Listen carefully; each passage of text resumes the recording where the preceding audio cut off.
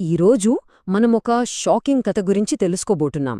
నమ్మకం, ద్రోహం, న్యాయం వీటన్నిటినీ కేళ్లుకురియాకుం సంభవమిది.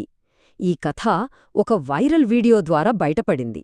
ఇందులో ఒక భర్త చేసిన త్యాగం, ఒక భార్య చేసిన మోసం, మరికొందరు చట్టాన్ని తమ చేతుల్లోకి తీసుకున్న వైనం మనల్ని ఆలోచింపచేస్తుంది.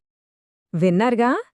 కెమెరా ముందు నిలబడి ఒక భార్య ఇంత ధైర్యంగా ఈ మాట చెప్పిందంటే అసలు ఏం జరుగుంటుంది?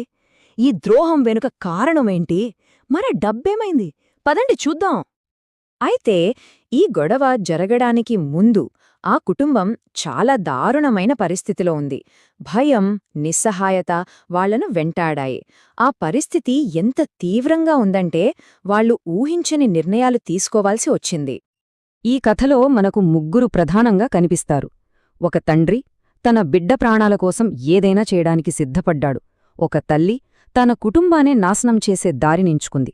ఇంకా వీరి మధ్యలో ప్రాణాంతక వ్యాధితో పోరాడుతున్న ఒక అమాయకపు బిడ్డ. అసలు సమస్య అంతా వాళ్ల బాబుతోనే మొదలైంది. ఆ చిన్నారికి బ్రెయిన్ ట్యూమర్ అని తెలిసింది.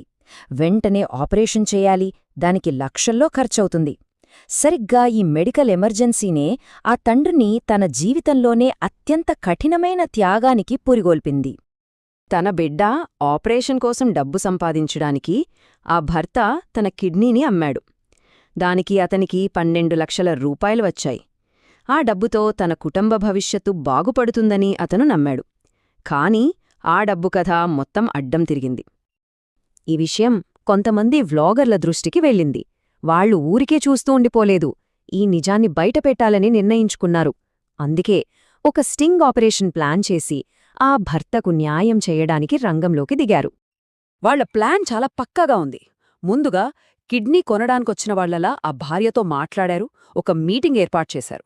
అసలు ట్విస్ట్ ఏంటంటే పక్క గదిలోనే ఆ మోసపోయిన భర్తను కూర్చోబెట్టారు. అక్కడ జరగబోయే ప్రతి మాట రికార్డవుతూనే ఉంది.